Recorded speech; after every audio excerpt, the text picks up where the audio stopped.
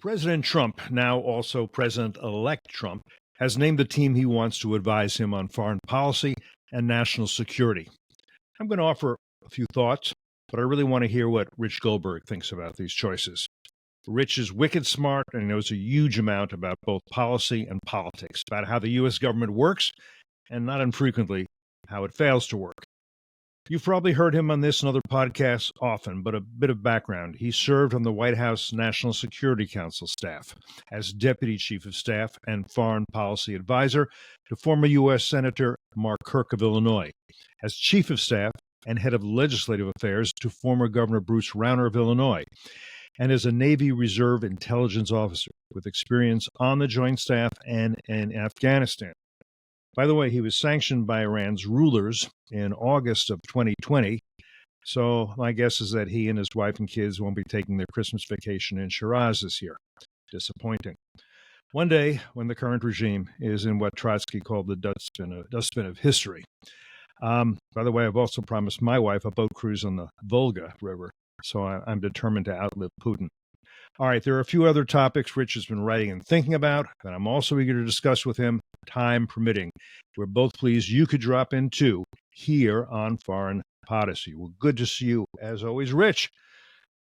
Look, let's begin with wide aperture and then we'll zoom in. Would I be correct? Would it be too generous of me to characterize Trump's picks as proponents of peace through strength?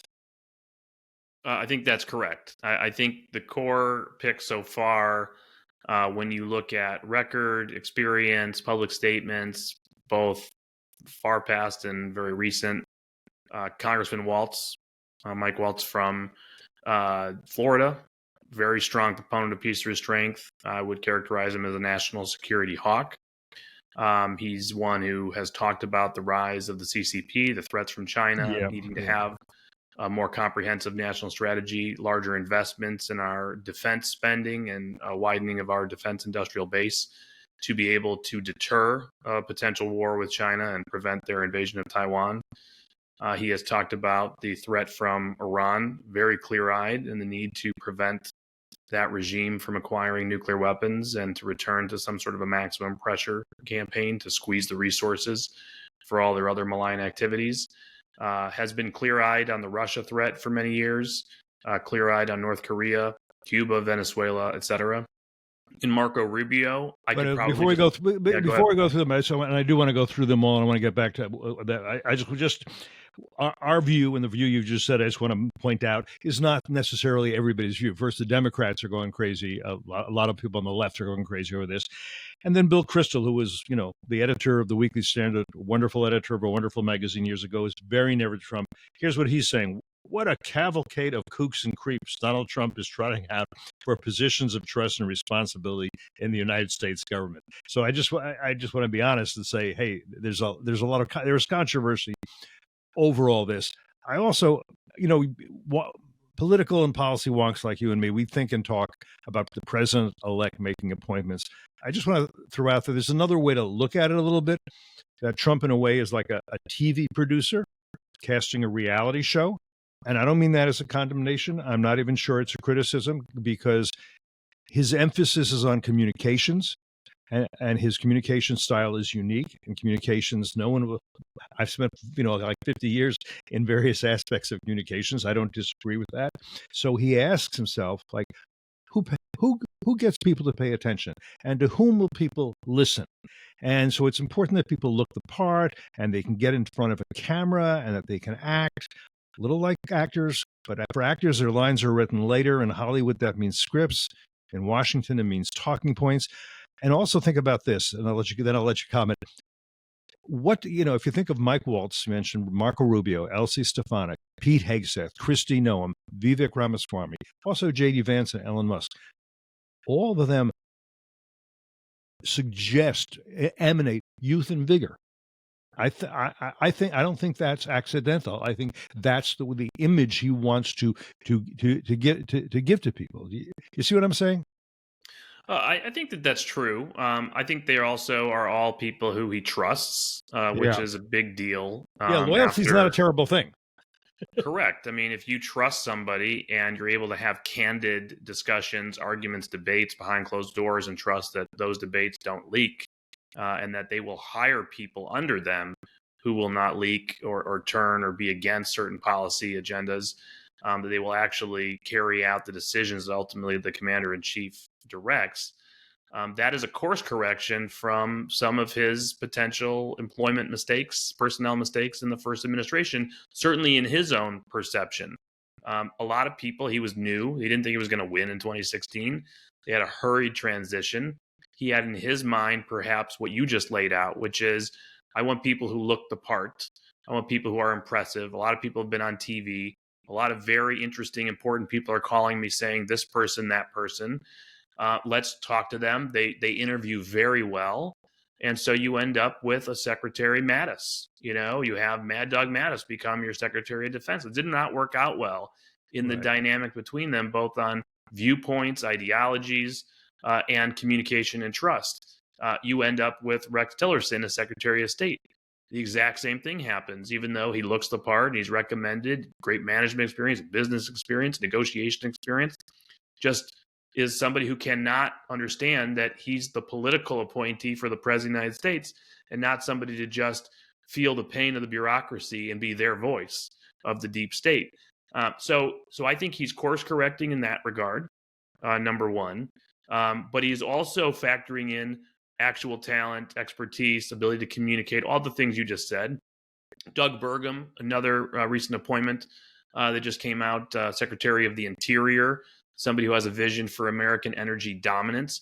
I actually think that the president doesn't look at that post as a purely domestic post, as most we do, because energy is his platform for flexibility in foreign policy and national security. If we can change our domestic energy policies, that gives us room to maneuver and leverage over Russia potentially if his approach at first is ignored by Vladimir Putin, over Iran certainly in restoring a maximum pressure campaign, over Venezuelan dictator down there as well. Also, China, obviously. By the way, he'll need a good Secretary of Energy to work with him who also sees it that way. It can't absolutely. be what we've had. And I have an expectation that will happen. Okay. Just based on watching this for a long time, and obviously I've known Governor Burgum, soon to be Secretary Burgum now, for a while, and he's an amazingly talented leader and understands all that, and will I think be a great part I think he does. of the foreign policy team, not just the domestic policy team in that role, which I think is surprising to people. But again, this is people who are being recruited for a very specific mission that the president sees expertise, talent, ability to communicate, looking impressive, all those qualifications still there, and trust, and the ability to execute something for that department, for that portfolio that's very important to him. And so even if there are certain picks that right now are being deemed controversial and the media is going crazy or Bill Kristol's going crazy, whatever it is, there is a reason why he's decided on this person for this post. And you have to sort of decipher what that might be. In the Department of Justice, the weaponization of the Justice Department, in his view, and having somebody who will fight back on that piece. There is a distrust, whether you like it or not, whether you agree with it or not, there is a distrust of parts of the intelligence community. Right. There is a debate going on. It's not an illegitimate one. It's one we should have of, how is intelligence produced? Who curates it? Who puts their thumb on the scale for what the president of the United States sees? At some point, there is a subjectivity to intelligence analysis and production when you curate something down and say, here, Mr. President, read this. Somebody decided this was going to be in the brief and this was not going to be in the brief. How do you fight politicization inside the intelligence community? So I think there's a lot of things going on in different silos in his mind of different pieces. I don't read his mind. I don't speak for him. I talk to him about him, but that's my read of the situation. But in the key posts that are going to be around him, the War and Peace Council, if you will, of making the critical decisions on all the top threats we face, you are talking about an all-star team of, Mike Waltz, Marco Rubio, Elise Stefanik, you just mentioned. Pete Hegseth, I think a surprising, unconventional, disruptive choice. Catches everybody by surprise. not unqualified, as some people have said. He has military service. He has studied defense and national security policy, politics, the arena for 20 years. He's been a player inside Washington before, inside policy discussions, running advocacy campaigns, advocacy organizations, meeting with people, shown a devotion to our troops in active service and our veterans over many years in philanthropic ways and activism ways on television. And he obviously is a good communicator, but he also shares certain values that the president aligns with. And he's somebody who can come in and be a disruptor, separate from the bureaucracy, separate from the joint staff and the generals, to push back. Maybe this is about the DEI wokeism agenda that's crept in over the last 4 years into DOD, something that Pete Hegseth has spoken about more than almost anybody out there in the commentary. Maybe this is about procurement reform and changing the way we do business. If you're going to have to go from 0 to 60 on expanding our defense industrial base and ramping up production and being able to make more faster to prevent World War III from emerging in just a couple of short years, you need to disrupt the system. You need people who are able to drop in and be your person to help disrupt. I think Pete Hegseth could be that person. And by the way, here's the last thing I'll say on all the picks. There is a process. There is a confirmation process. There are chairmen of committees who are coming in with a new Senate Republican majority. They will all have to go through the gauntlet of meeting with senators, sharing their views, going through a confirmation hearing, getting asked very tough questions. If somebody has said something controversial in the past, they will be asked about that in open hearing so we can understand what is their view today. Do they align with the president? Have they changed? Have they evolved? Why did they say that at a certain point? How do they account for that? That's part of the process. It's important. People will need to be able to do that. And through that process, I think we will gain more confidence, as I think the president already has in the nominees. And if for some reason somebody really flops or something egregious comes out that's just outrageous, then at that point, that's what the process is for. But for now, the president has a mandate. He's won overwhelmingly in this election, and he's making picks based on experience, talent, ability to carry out his objectives in these departments and agencies, and trust. Yeah, a couple of things I want to just note. One is but before finer point on it, if they screw up during the confirmation process, much as John Thune, who's going to be the new head of the new leader in the Senate, wants to give the president who he wants, he's not a shrinking violet. He's not a yes man. He knows that the Senate is important. He's not going to push for confirmation of somebody who doesn't perform in the confirmation hearing as able. I mean, I have a lot of faith in John Thune. I watched him for years. I think John Thune is a pretty damn good character. That's one. Yeah, and here's another person coming in. Marco Rubio is going to be elevated to Secretary of State once confirmed.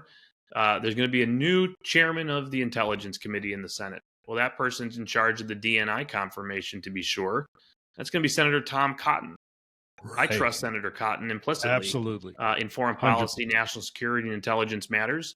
And I think he's going to run a rigorous process. And by the end of that process, we will either have confidence or not in whoever is before that committee for confirmation.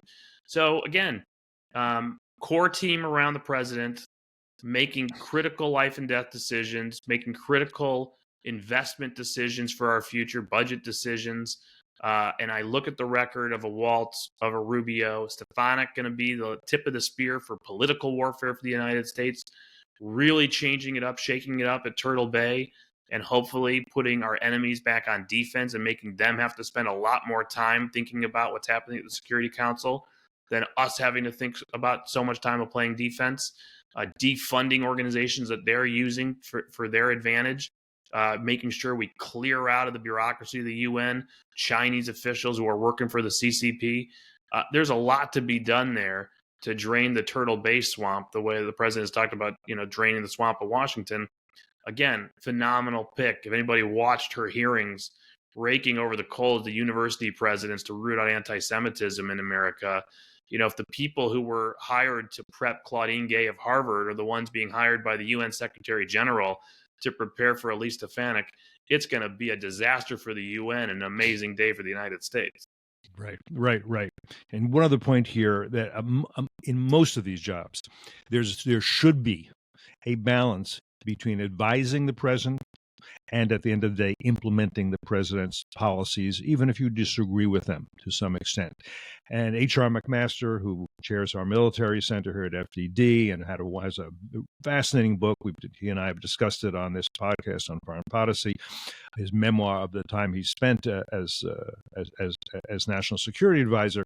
I mean, I think his model is the right one, and is the one that is meant to be, which is he advises the president, he gives the president options, he may make recommendations that this is a preferable policy, but he understands there are other considerations.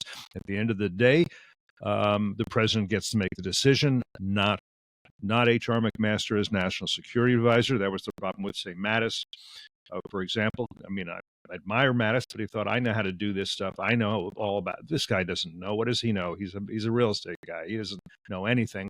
He's not telling me, I'm telling him, and that didn't work out so well. So, that's how the jobs should be seen. How do we serve this president who was elected? How do we give him the best advice? How do we show him what the various options are likely to lead to, and give him some guidance, and then can we carry it out? Now, this brings me to the following. We haven't mentioned, except from the fact that he's dynamic, Elon Musk, and he's not a member of Trump's national security cabinet. But two things. One, and by the way, I admire him hugely. He's brilliant. The idea that he can make government more efficient, which hasn't happened for 50 or since Calvin Coolidge. I think I'm very optimistic about all of that. Musk is an amazing American. But it's reported that he met with Tehran's UN ambassador, right? I think it was the Times that said that he was reported to have discussed ways to diffuse tensions between Iran and the United States. I think this is a very seductive delusion for people who are not in Washington and people who are in Washington, that all that's needed is dialogue to diffuse tension. Maybe you push a button that says reset and everybody is happy. In a certain way, diplomacy is the opium of the therapeutic classes, that, relations can just be thawed. We're stuck in a freezer for some reason. So I'm worried when Elon Musk starts talking to the ambassador, who knows full well that the rulers of Iran are fully determined on a theological basis to death to Israel and death to America, and do want to have nuclear weapons because that's the easiest way they can achieve their revolutionary jihadi aims. So I'm going to be critical here. I'm going to caution that it's dangerous to have Musk talking with the ambassador, who's very clever and wants to sell him the most expensive rug in the shuk. Well, there's a lot to unpack here in this story that we've heard about. And by the way, I didn't mention John Ratcliffe for Central Intelligence. I think he'll be excellent there as well. It's time to make the CIA great again and put them back in the lead, dominant in the intelligence community. And I think that's also reflected in the choices here. But to your question, listen, there's a lot we don't know about this story right now. Okay, so I want to be cautious in how we think about this. A lot of it is hypothetical in nature. We're hearing something leaked out from an Iranian perspective here for whatever purposes they want to achieve and how they're leaking it out. Usually there is a kernel of truth and then a lot of propaganda sort of surrounding it that's not true. Was Elon Musk meeting with the Iranian ambassador? It seems weird that they would lie about it. At some point it'll be confirmed on the American side or on Musk's side or not. If he was he doing that on his own accord? With his own big idea, or was he actually sent by the president-elect? Was he sent by the president-elect with a specific message? Or was it sort of Elon wants to go, he has an idea, you can go if you want, don't speak for me, but, sound him out and report back what you hear. There are others who have tried that in the past. We remember Senator Rand Paul reportedly tried doing that with Javad Zarif during the maximum pressure campaign in the first Trump administration. It was never really achieved much. No. It was almost, and I never, again, don't read the president's mind. I almost wonder if it was sort of amusing to see the Iranians spinning their wheels, believing something's happening and there's a negotiation that could happen, and they got Trump over a barrel now, and they've snookered Trump, and they don't even realize what's happening, but maybe the president does realize exactly what's happening. Was the message very tough if it was authorized by the president? Was it a threat more than an opportunity? Was it specific in nature to one arena or more global? But we don't know the answers to any of these questions, which is why I'm circumspect and cautious. So in the hypothetical, not commenting on reality, I think it is dangerous for somebody to take it upon themselves and believe that they know best and to go and represent themselves potentially falsely under false pretenses, knowing that they have the ear of the president or with the president and therefore have the stature to be seen as potentially speaking for the president. That's dangerous. I think in general, until you have been fully briefed on all communications to date that are likely classified over the last 4 years and really have a perspective on what have the Iranians said to us, what have we said to the Iranians, what have we promised the Iranians, by the way, what are we currently giving the Iranians that we don't even know about as far as money flow and oil flow? And we know that Brett McGurk was going back and forth to Oman and Qatar, and the Sultan of Oman and the Emir of Qatar were meeting with the Iranians and making deals, and we moved money around and we issued waivers that are still in effect. There are arrangements that we have made. Maybe they've been broken by the Iranians. Maybe they're no longer in effect. You need to know all of this. You need to know what was the last message sent back and forth. The Wall Street Journal has a report that the Iranians sent a letter back to the White House in response to a letter they got about not killing Trump. And they said that, no, we're not going to. We're promised not to. Okay, well, I don't put much stock in some letter saying we're not going to. But I'd want to read the letter. I'd want to understand it. Want to unpack any intel around it and around the assassination plots and a range of other issues going on before I sent any emissary to deliver a message, unless it has some sort of sense about the immediate impact that has to happen sooner than later. Like, there's a Lebanon ceasefire negotiation going on. It seems unlikely Hezbollah and the Lebanese government say yes to anything on the table unless the Iranians tell them to say yes to it, in my view. Is it somehow related to that? Did the White House encourage this to happen? Because they want the Iranians to know that there is a unified position on something, where they've said something, but they want to make sure that they have a hand while they're still in power and get reinforced by the incoming president. If that's the case, if this is somehow really thought out and formulated and specific in nature and not what the Iranians are trying to present it as, it matters less to me who the emissary of the president is and more about what the message is and more about how you develop the strategy of sending the message. Because Elon Musk is around the president in Mar-a-Lago, it appears, every single day, almost every single hour. Therefore, he probably has right now the right brain and right hand of the president in some ways, or at least can have that perception with a foreign leader for as long as that remains the reality. So if you want to use that person to send the message, and he's a powerful person and a person himself with a lot of prestige, okay, again, unconventional, but this is not a conventional president-elect. So I come back to saying, absolutely right to identify a lot of risks here. A lot could go very, very, very bad if this was not authorized by the president, if it was sort of kind of authorized but not thought out. But like Elon just, has a big idea and he wants to go see where he can take it and show the president something. That always goes poorly in my view. And I think the president-elect is smart enough to be able to sniff out BS. That's the bottom line. He knows he holds the cards here. They don't. They make a lot of threats. He's seen it all before. He's seen their offers of talks or not talks, or we're going to respond, we're going to retaliate, we're going to escalate.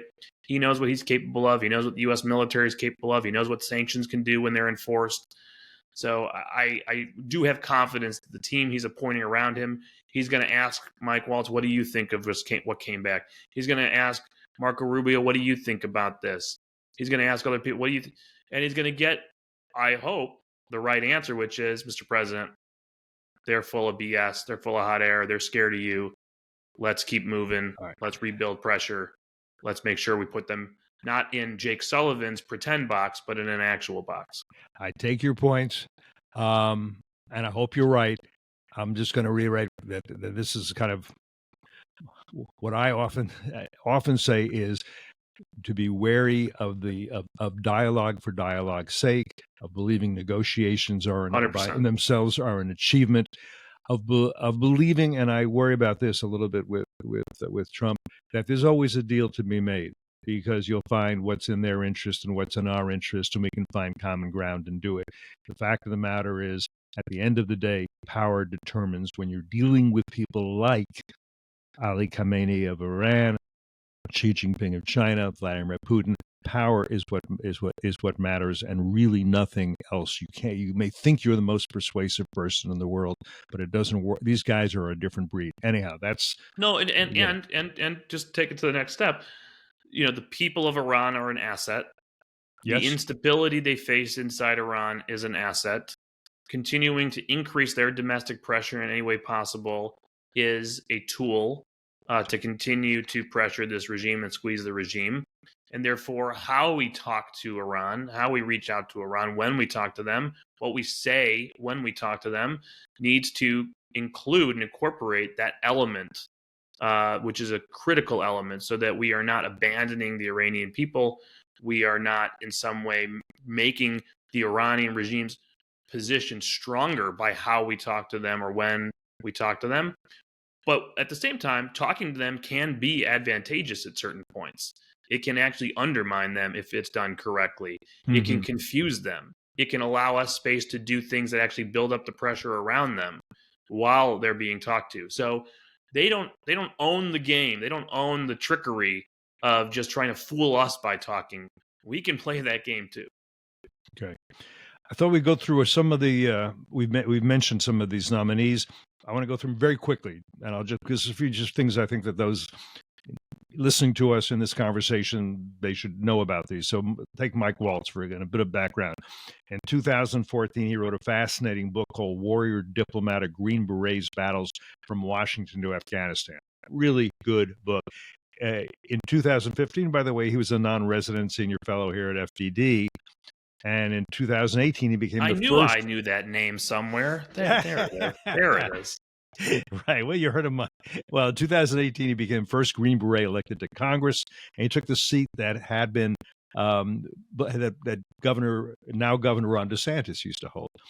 And the other reason you heard that name is we interviewed him here, talked to him here on Foreign Policy in 2023. He's also on FDD's Morning Brief. I would only recommend By the way, the lead in his bio starts with former featured guest on Foreign Policy. Yes, of course. Yes. Listen, I would only recommend that he sit down for a very long lunch with H.R. McMaster, who served as national security advisor to Trump only for a year. It was a difficult relationship. We know that from the book.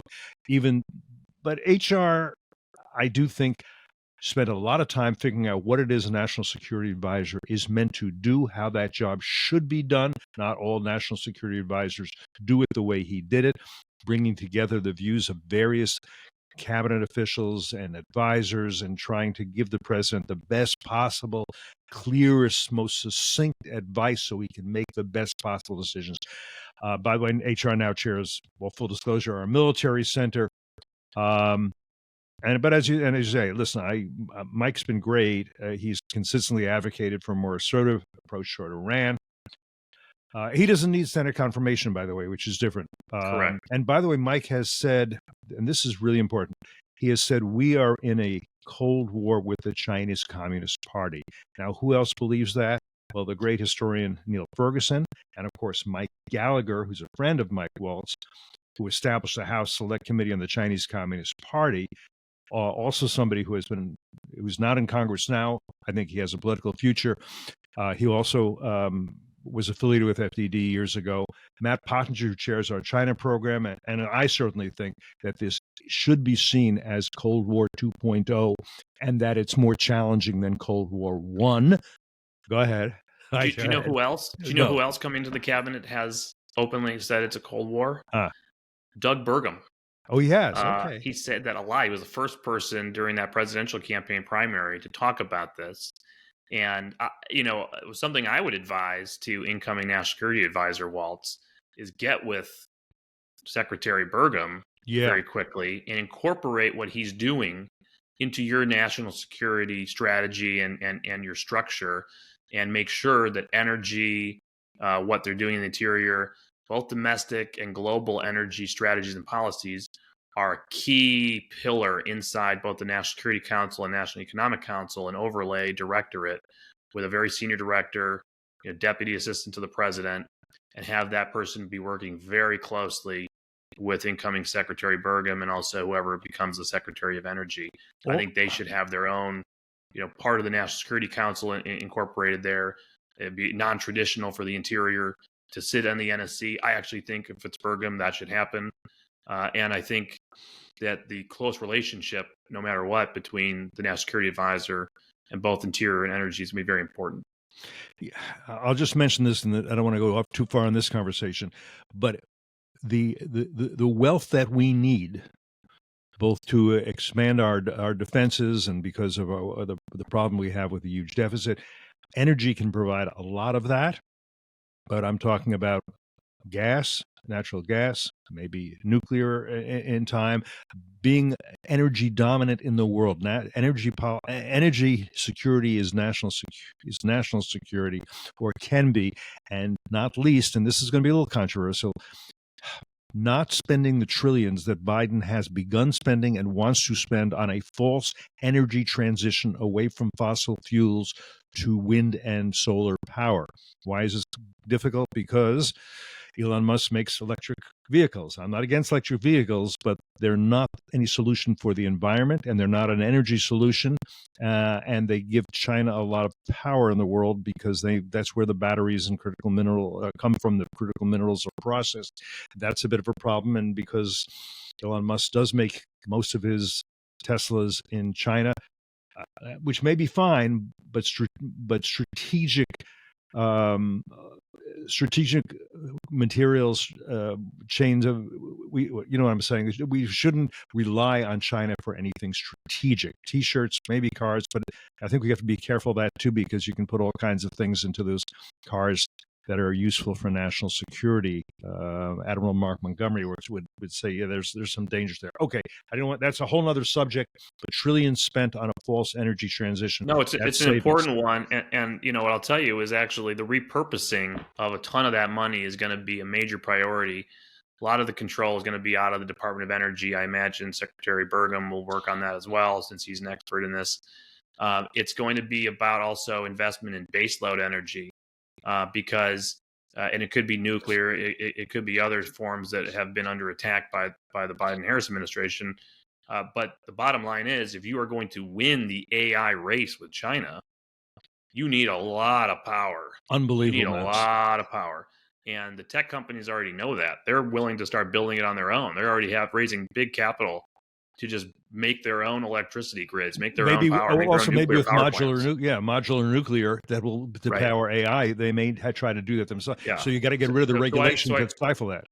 So I agree with you. Along with reducing our reliance, dependencies in critical minerals and in critical supply chains, making sure we're both energy independent and energy dominant. More importantly, these are going to be big issues inside not just the National Economic Council, but I think the National Security Council.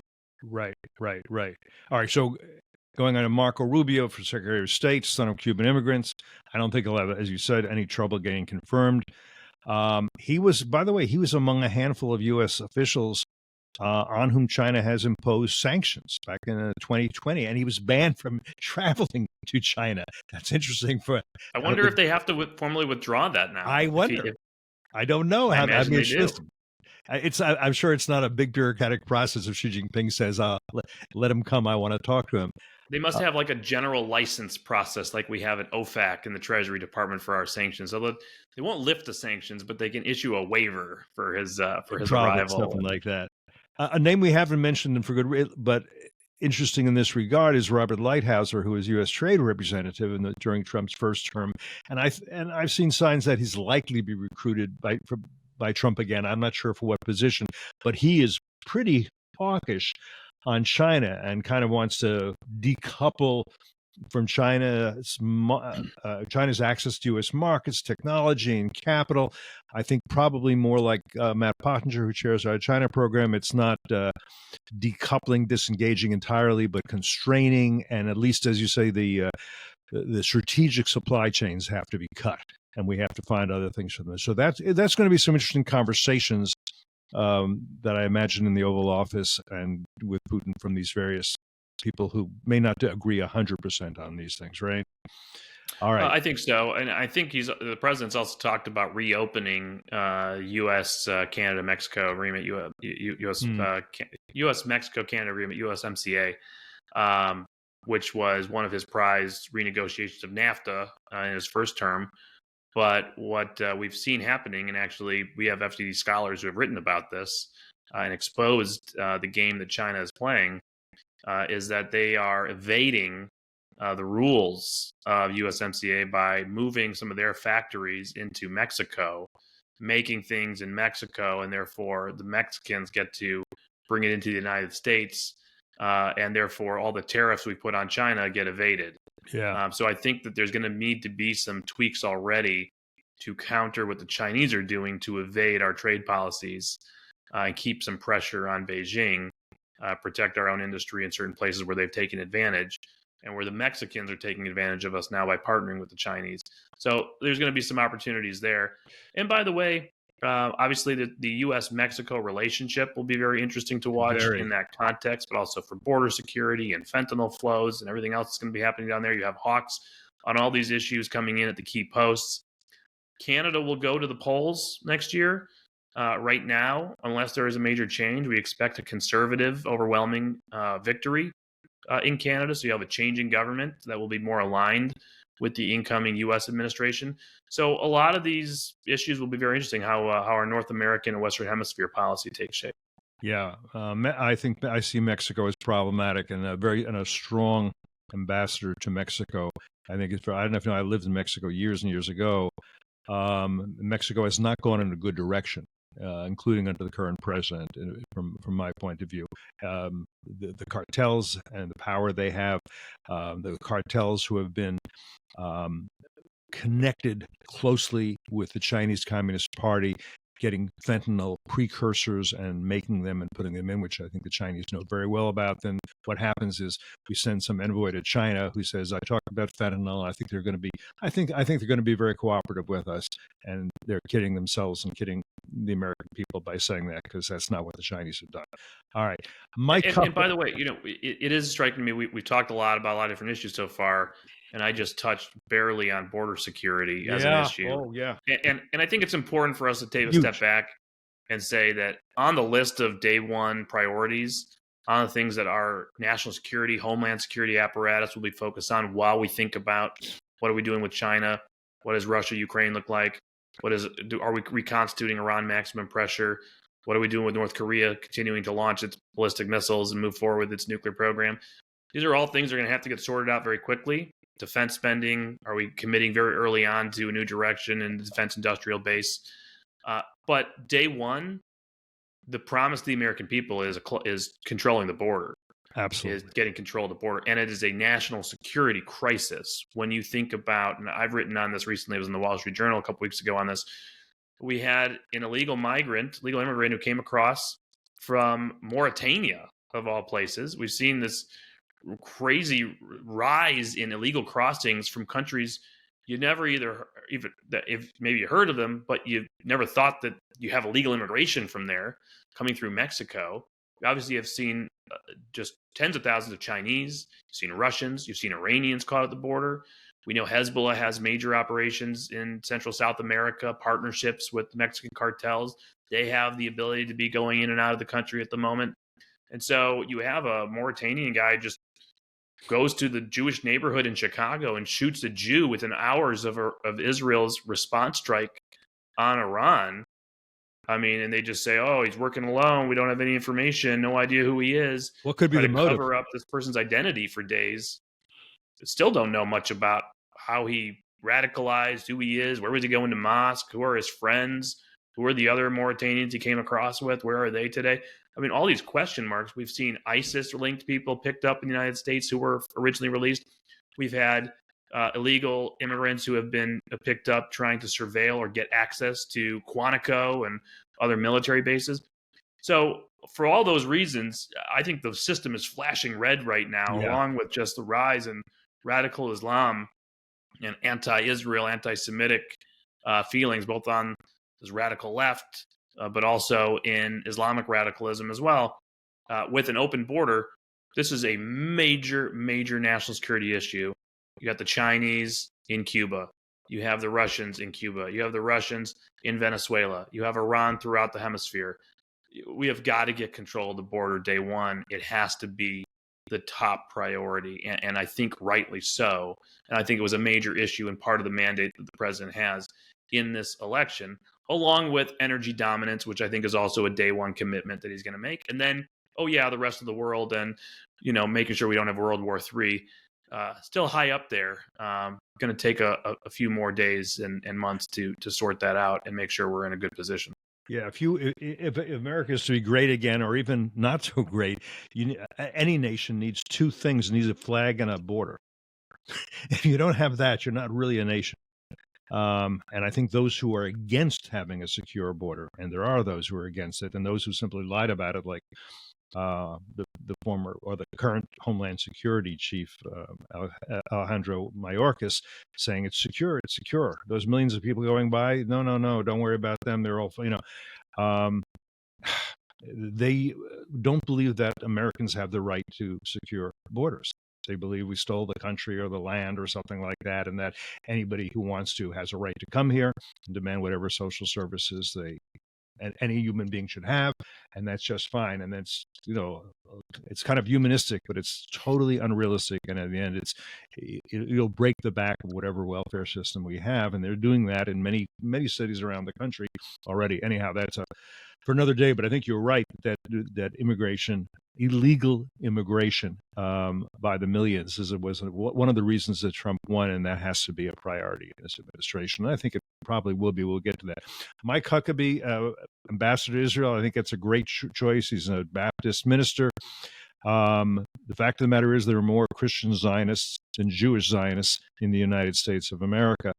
So I think that's a very good choice. And for those who believe in the U.S.-Israel relationship, believe that Israel is not just a reliable but valuable ally, I think that's got to be applauded.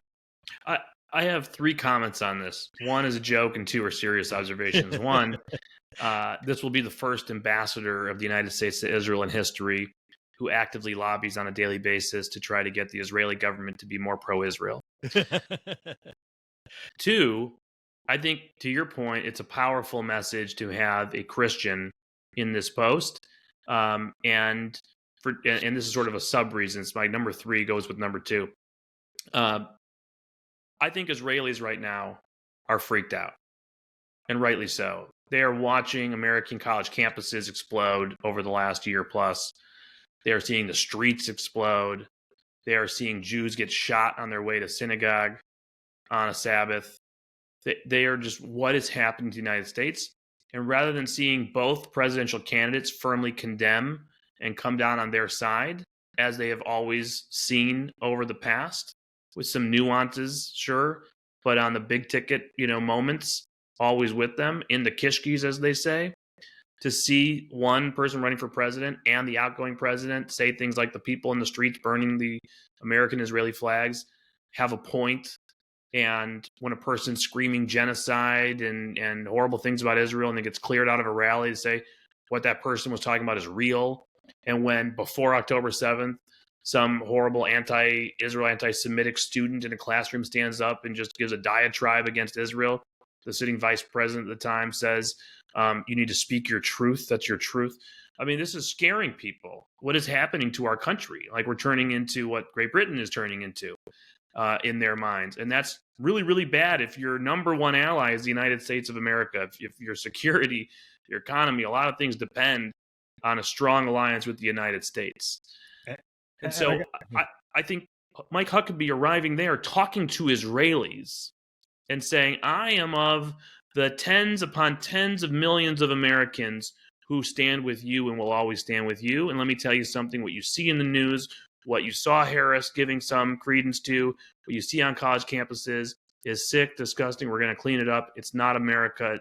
These are not our values. And I'm here to reassure you of that. So that's important on the Israeli side. And then also equally important, as you've had this indoctrination in the left, the attempt to mainstream anti-Semitism in the form of anti-Zionism in wide swaths of the American body politic, and debates going on, columns in the New York Times, questioning maybe Harris lost because she wasn't anti-Semitic enough. Maybe she wasn't anti-Israel enough. Maybe a full embrace of the Hamas agenda is what the Democratic Party needs. Otherwise, they could have won Michigan and kept the blue wall. These are serious conversations going on with supposedly serious people, and it's outrageous to have the ambassador from Jerusalem get on a Sunday show regularly and speak to the American people the way he will speak to them and explain what's going on, I think is equally powerful to the American people. I worry that, look, you remember that during the lame duck period, President Obama stabbed the Israelis in the back. He allowed, maybe even engineered, a UN Security Council resolution that talked about occupied Palestinian territories, including the Jewish quarter of Jerusalem and the Western Wall, the holiest site for Jews. That was just such a betrayal of an ally. Is it possible that President Biden will do something similar? I think it is possible, and I really worry about that. One of the things that's going on now is an executive order sanctioning individual Israelis in the West Bank, and for what? For being opposed to stability and peace, which who knows what that even means. But I know that one of the individuals caught up in this is a woman who was protesting the aid to Gaza. Why was she protesting? She said, I don't think aid should be going to Gazans while Gazans are holding American and Israeli hostages in Gaza. Give up the hostages, free the hostages, release the hostages, and then you get the aid. Why is it not that way? All these people, you hear them say, we need a ceasefire and the release of the hostages. No, we need the release of the hostages. That can lead to a ceasefire. The idea that it's normal, and this gets into another subject, but I don't know if we'll have time today. I know it drives you crazy, this concept of hostage diplomacy. No, yes. Hostage taking is a crime, unequivocally. And we should not be saying, well, what can we give them? A few $1 billion? Can we make some concessions? I mean, they have our hostages. What can we do? No, that is not the way we should be dealing with this. I'm getting into many other subjects, but I am worried about this lame duck period and what may be done to Israel in that period. Yeah, we can talk about both of them. I don't want to talk about it too long because I want to get through all these people. No. It's like this could be a 5-hour, mini-series or something. So, like Joe Rogan does that. Why can't we? Stay tuned for next week. Well, that's what? Have you thought? First of all, you kind of look like Joe Rogan. I've always thought that. I have hair. And now with YouTube, you can actually know I'm right. If you're just listening in the car, check out our YouTube version of this too. You'll understand. Little promo there, good promo. Yeah, People are gonna log on now to the YouTube. First of all, they'll start watching it and they'll say, "Wait, I thought it was supposed to be Joe Rogan." I was like, "Oh, that's close. It's close." No. So on the executive order side, you are correct. There is an executive order that was issued early in the year, right around the time when the Biden administration took that U-turn. And it went from real deference and support to Israel and Hamas is evil. And, the president sort of viewing his support of Israel in that moment as his political path to getting a supplemental for Ukraine. So he ties Putin with Hamas, the two evils that we're battling. We're with Israel completely. Then there's this movement in Michigan to not vote for him all of a sudden, and people are getting scared, and the people inside the administration start resembling a college campus with their own encampments going on and secret letters and resigning and people with mass protesting in front of the White House. And well, we got to put the brakes on this and start pressuring Israel. So they give a green light to people in the State Department to come up with every crazy idea you've always wanted to do to Israel because you hate Israel. Go and do that. And one of them was an executive order that is fundamentally, without looking at who they've designated or why, the actual executive order is the building block, the foundation of a government-sponsored, U.S. government-sponsored BDS campaign against Israel. What do I mean by that? To your point, it says anybody who is somehow disruptive to stability, to peace in the West Bank and Judea and Samaria, in these areas, by the way, to include Jerusalem, to include the eastern parts of Jerusalem, including the Old City and the Western Wall, can be subject to secondary sanctions. Oh, and this came with an advisory from the Financial Crimes Network at the Treasury Department, FinCEN, warning banks around the world, hey, slow down on your transactions with anybody who's over the green line, anybody who's in that Judea and Samaria area, is in the West Bank, because you might be dealing with an actor that's going to be covered by this executive order. That's how you chill commerce. That's how you start forcing banks to stop transactions. You start forcing companies to halt their operations and pull out of territory. What does that sound like to you? It's the BDS movement. It's the BDS campaign. Only now a U.S. sanctions executive order disguised as we're countering settler extremism, which is on the rise. And there are absolutely incidents that are horrific that have happened. I've pulled the statistics from the Israeli police and seen the differences over several years. They're incremental at best. I saw like 2022, there's something like 900 incidents, 2023, 1,000 incidents. So 10%, I suppose, swing. But when you're talking about 900 versus 1,000, post October 7th, there was a surge because of everything going on, obviously. You have incidents that the UN tries to document, and the UN Human Rights Council has been behind this movement for many years, if you do the research. And there's organizations tied to Palestinian terror organizations like the PFLP on the ground in the West Bank that are supplying a lot of this information. And there's an organization in Washington that is tied to bad actors called Dawn, which is really feeding a lot of this information flow into the State Department, not just on this issue, but on other areas to castigate Israel. Be that as it may, they started this in a very politically smart way where they took people who you wouldn't want to defend. Maybe somebody would defend them. I wouldn't defend some of these people who are on the list based on their views, their public statements in various ways. I'm not going to be friends with them. I might condemn them. I don't know them, but if I, you give me the dossier on them, I might stand up and say, I don't like this person. That's not what we're talking about here. If they're actually a danger for some reason, you can deny them a visa to come to the United States. And if they've committed terrorism, then we have terrorism authorities on the books. So you can actually prove somebody is involved in a terrorist activity or a group is. But to decide that we're going to have an executive order to impose sanctions on a swath of Israeli society, a democratic ally, for political objectives, in this case, to meddle in Israeli politics, to put pressure on Israel, to stop military operations, to lay the foundation for an economic boycott, sanctions, divestment campaign against Israeli banks, Israeli companies who are doing business in places where you don't want Israel to continue to have settlements. I mean, this is outrageous. I mean, it could be, under the definitions here, they can go after ministers who are just, you don't like them, you don't agree with them, they say outrageous things. By the way, they're calling for that in Congress right now. They're asking the administration, something like 80 Democrats in the House and Senate just sent a letter, just became public, saying you should use this executive order to impose sanctions on members of the democratically elected government of Israel's cabinet. Because they're saying things you disagree with, because they're expressing opinions you disagree with. You don't have to like them. You can go to the floor and give a speech against them, introduce a resolution condemning them. I mean, what did you put sanctions on? I mean, that's crazy. And then, if you went to the Temple Mount as a Jew, it's provocative. Now, you can have disagreements on whether the policy based on peace and stability and violence, all that. I think it's fundamentally crazy to me that we always consider it a controversy that Jews should not be allowed to visit the holiest site in their religion if that's what they want to do.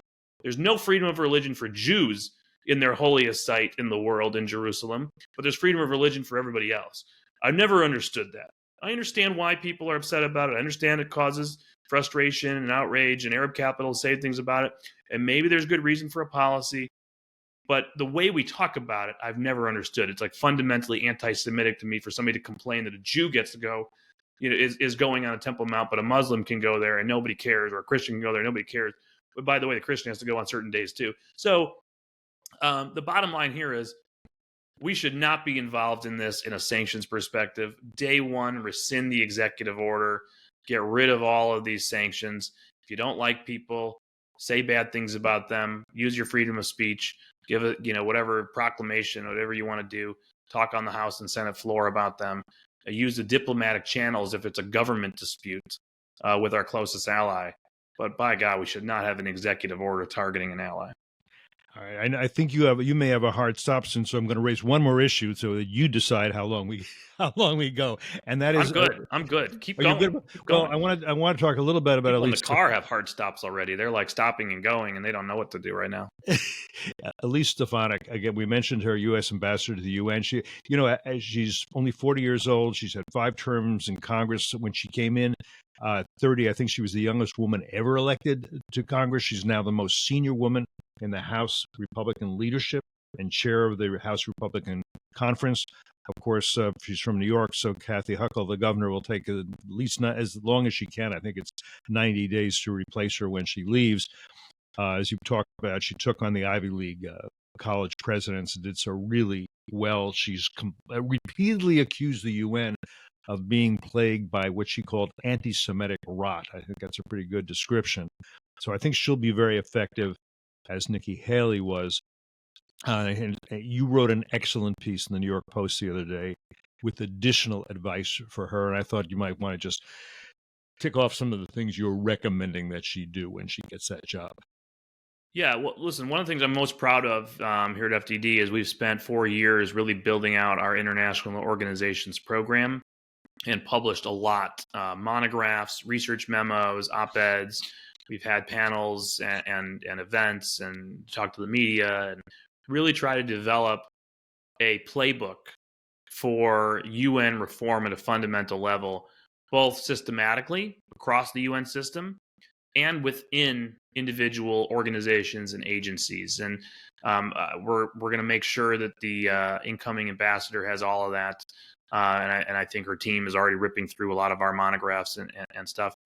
But here's the playbook, in my view, from day one. And it's a reset in how we look at the UN and how we act in the UN. Because our enemies are eating our lunch in the United Nations system in several ways. First of all, I know we still in our minds live in the 1990s and maybe early 2000s, where we have a weak Russia, post-Soviet Union. We have a China that's cozying up to us because they want permanent normal trade relations. They want access to the WTO. They want to be on our good side and have collaboration. And so they just basically abstain if it's controversial instead of blocking anything. And the Russians abstain if something's controversial or actually vote yes on a lot of things because we tell them to and we have influence. We are in a different world today. We are in a world where if it's something that's actually in American interests and going to disadvantage our top adversaries, China and Russia, and certainly Iran and North Korea and others, the China-led access, China and Russia, with 2 permanent member seats on the Security Council, are going to veto it together. They're going to stop it. And instead, they're going to work with our enemies, Israel's enemies, others, to politically terrorize us in the council and put forward agendas and meetings and resolutions that put us on defense. And our good-natured, positive-thinking diplomats don't love to veto things. It's a diplomatic failure in the UN if you have to use your veto in a lot of people's mind, because it means you didn't find common ground, which is the mission of the Security Council, to promote peace and security in the world. If we can't find the common ground with China and with Russia and with other actors, what is the point of the Security Council then? We need to water down resolutions. We have to compromise. Our European allies get weak-kneed a lot. That's a fact. Yeah. And so they'll come to us saying, we can't support you on this resolution. We need you to compromise on it. We don't want the Russians to veto. We don't want the Chinese to veto. Please, please, please change the resolution. Compromise your position. So we lose. We lose each way. We don't advance our interests. If anything, we actually disadvantage our interests by promoting final resolutions that don't work towards our interests and are better for Russia and China in the name of common ground and compromise. Anything that actually is in our interest is blocked. So why can't we play this game? Why can't we turn the tables? Why can't we understand, number one, do no harm. Veto anything that's bad, period. The veto's back. We're not afraid to use it. Somebody wants to come out with an anti-ISIL resolution, it's going to get vetoed. It's not going to get watered down. We're not going to compromise. We're not going to agree on a president's statement from the Security Council in lieu of a resolution. It's just gone. You want to renew some sort of a mandate for a peacekeeping force that's completely outrageous and is pro-Hezbollah and is promoting things that help our enemies and adversaries instead of forcing our enemies to actually negotiate on our terms? Veto. Not allowed to go through. We're not afraid anymore. And secondarily, we're going to start turning the tables by introducing our own resolutions and convening our own meetings and running this like a campaign strategic communications calendar, where it's like, this week we're highlighting human rights abuses in Xinjiang, and this week we're going to highlight what Russia's doing here, and this week we're going to highlight North Korean missiles, and this week we're going to highlight Iran doing this or that. Whatever the president signs off on, based on obviously connection to our foreign policy in the moment and our national security priorities and what's hot, and where we can do damage to our enemies. And you know what? Let's start putting forward resolutions that put everybody else on defense on key issues. And the example I use in this op-ed, because it's top of mind, and I've just always thought it's crazy we don't do this, I want to see the Russians and the Chinese have to veto a resolution declaring Hamas a terrorist organization. It's not in the United Nations. Neither is Hezbollah. You have some French problems with that potentially. But Hamas, it's declared in its entirety a terrorist organization by the European Union, by the United States, by other key allies. Let's put it forward. Europe has to be with us on that. I don't know how they're supposed to say we're neutral on whether Hamas is a terrorist organization. Who's going to veto it? Oh, the Russians, the Chinese, fine.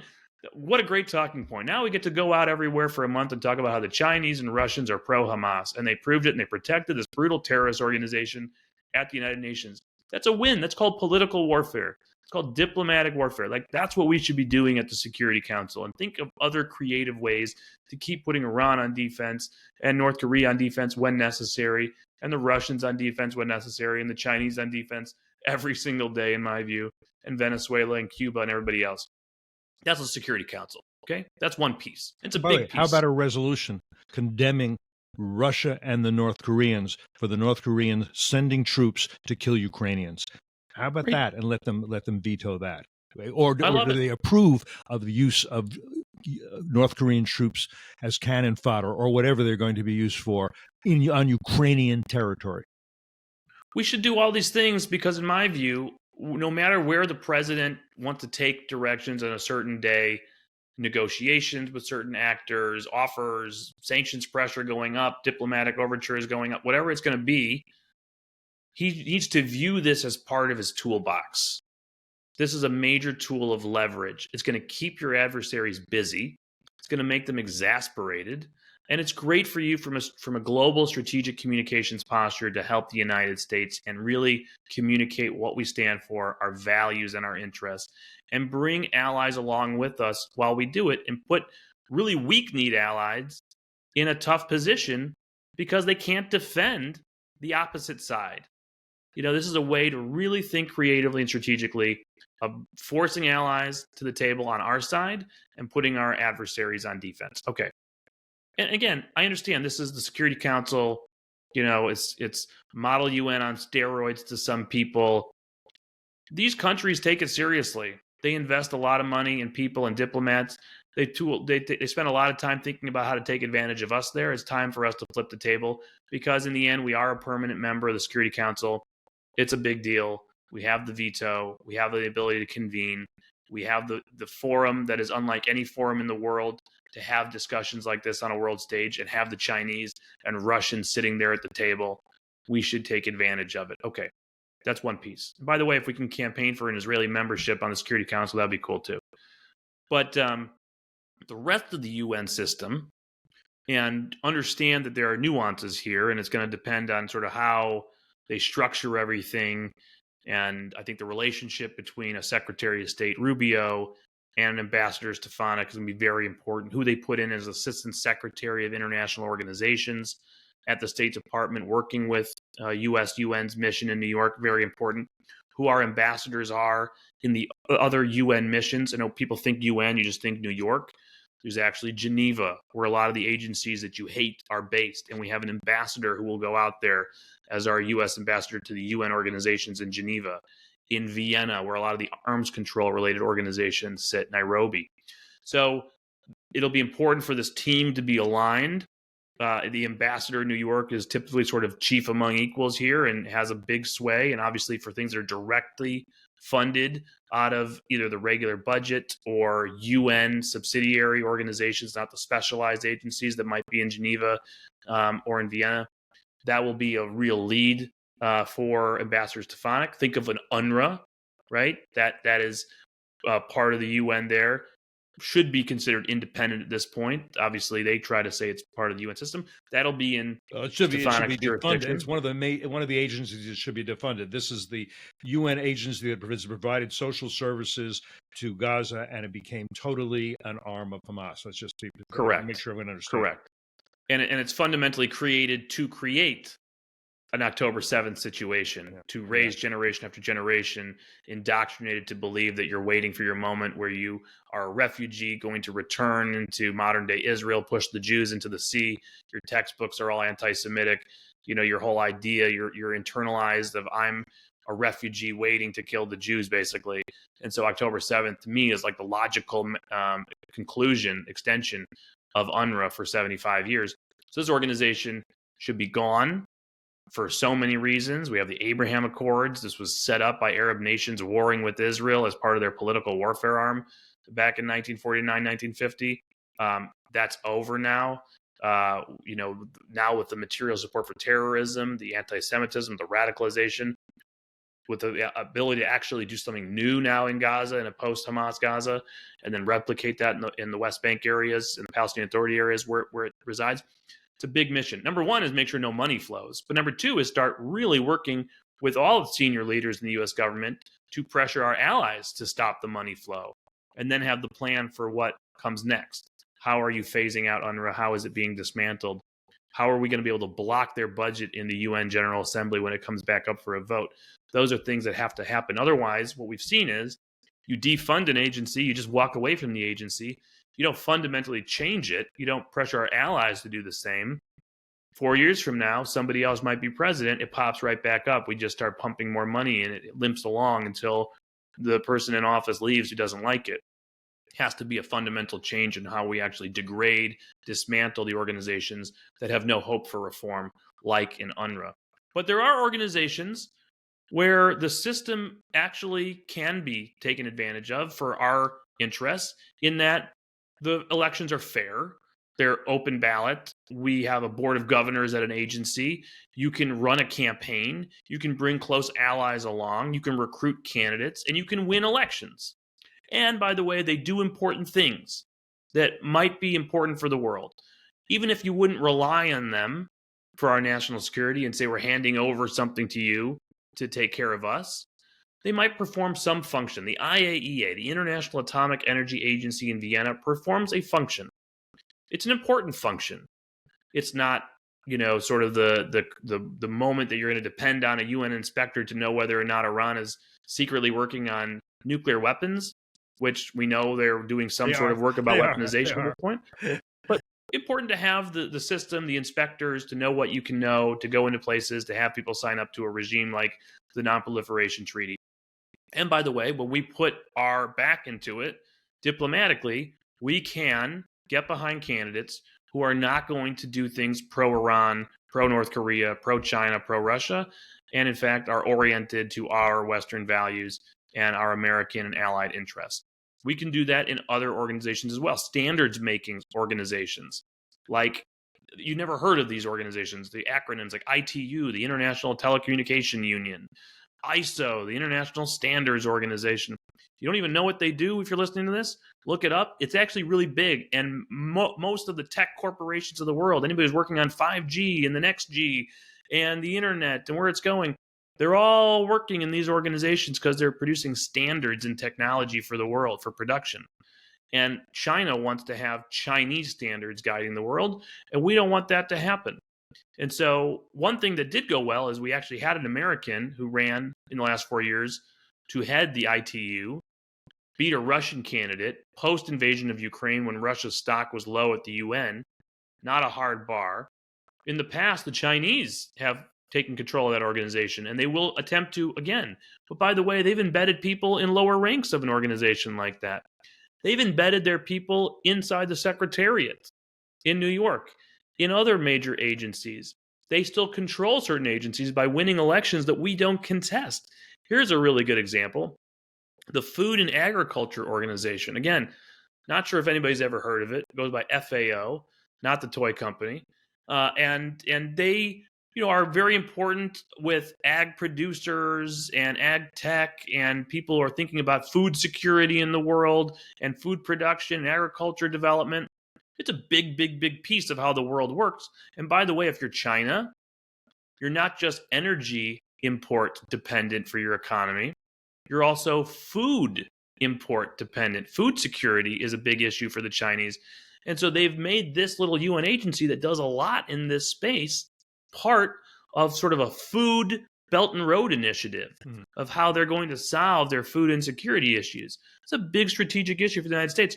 We didn't even field a candidate to run against the Chinese head of this organization who won re-election. Why wouldn't we do that? Why are we allowing this to happen?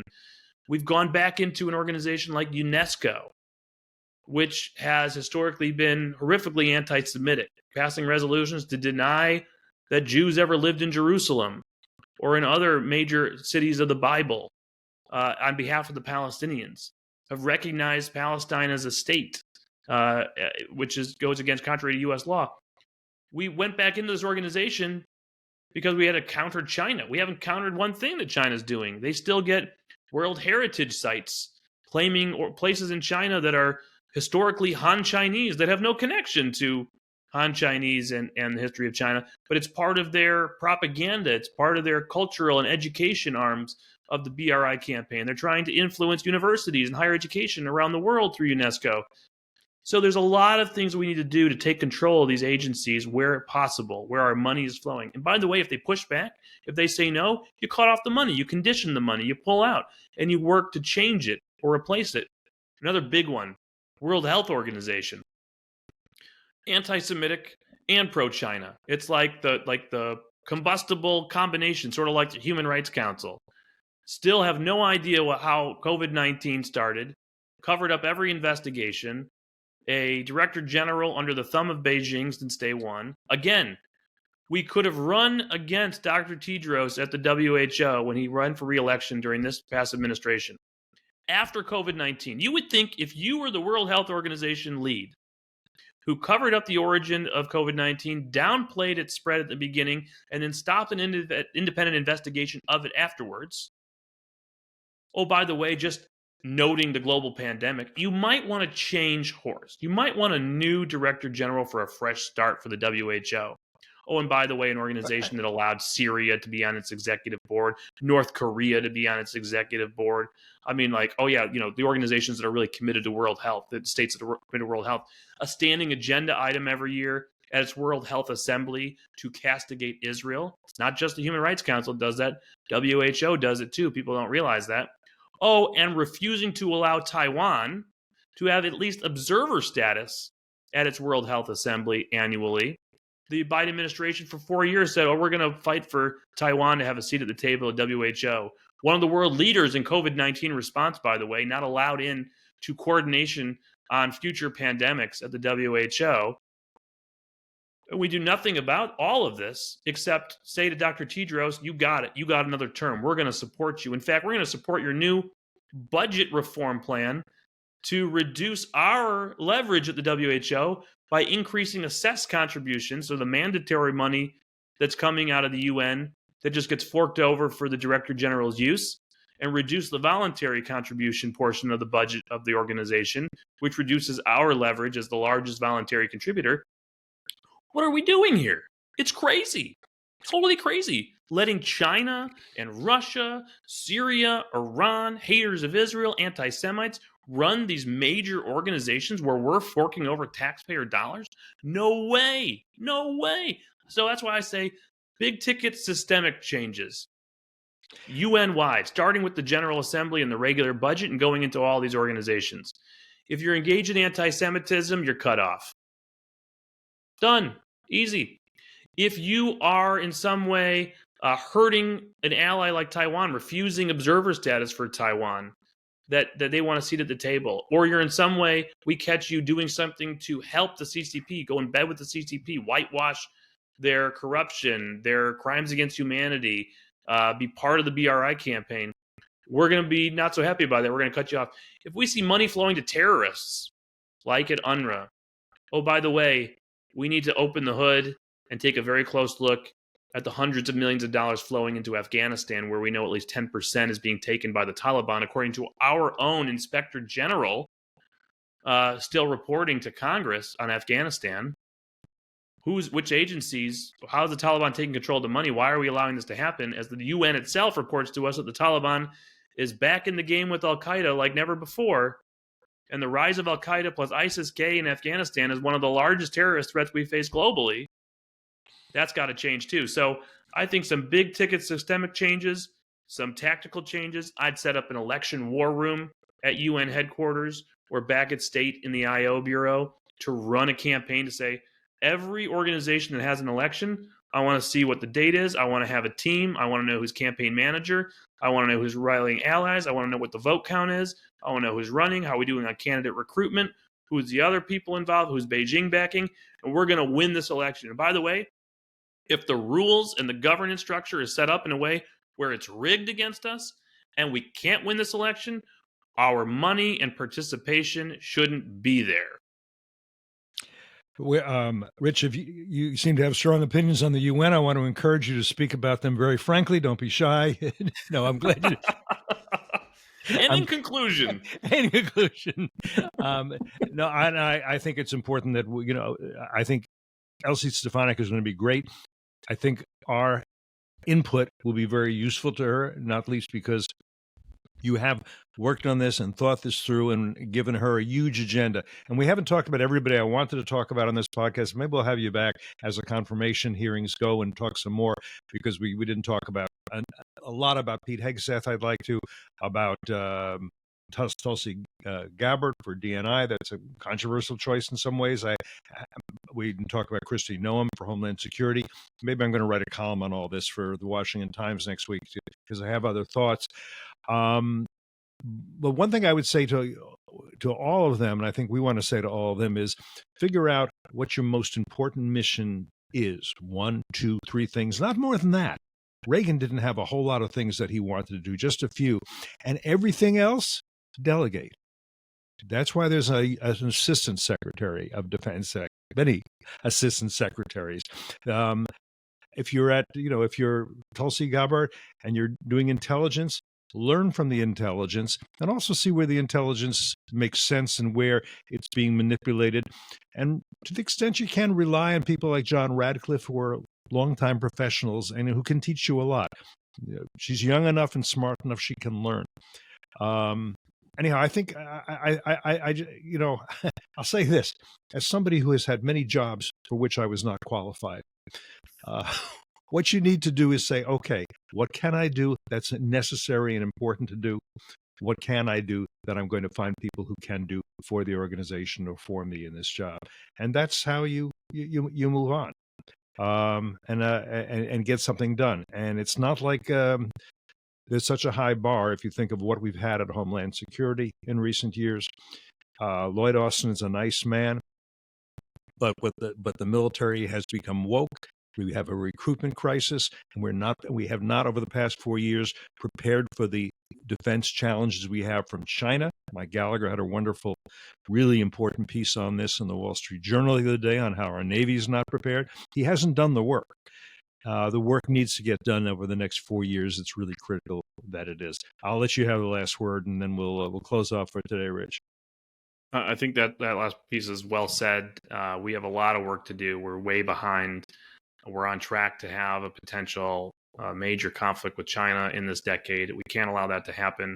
The way you stop that from happening is by deterring the threat, peace through strength. That's going to be a major focus, but it can't come at the expense of our other adversaries that are working with China, that are trying to pick us apart. I always sort of compare it to that point in Monty Python, where you remember that knight who keeps losing a limb and keeps saying he's going to fight on. Just a flesh wound. Yeah, it's a flesh wound. He has no arms, no legs, but he's still going to fight you. That's kind of how I see North Korea and Iran and Venezuela and a lot of these threats. They can still take an appendage. They can still threaten us in a major way. They can still create a lot of bleeding that will bleed us out, and then we cannot actually defeat or deter the CCP. And so while I understand the inclination to prioritize, and we do need to prioritize, and we will prioritize, it can't mean that you ignore other threats. And I think he's building a team that understands that is clear-eyed on the full range of threats, that's clear-eyed on how they are working together against our interests, and that weakening each of those pieces that are attacking us can eventually weaken the core, can weaken the whole, while continuing to make sure we surge our investments in our military spending, surge the expansion of our defense industrial base, and make sure the big threat is not one that overtakes us in the Indo-Pacific. Rich, thank you for your work and service in government, in the military, at FDD, and all you're going to do in the future. I'm proud to be your colleague. And thanks to all of you who have been with us for this long, but I think very informative conversation here today on Foreign Policy.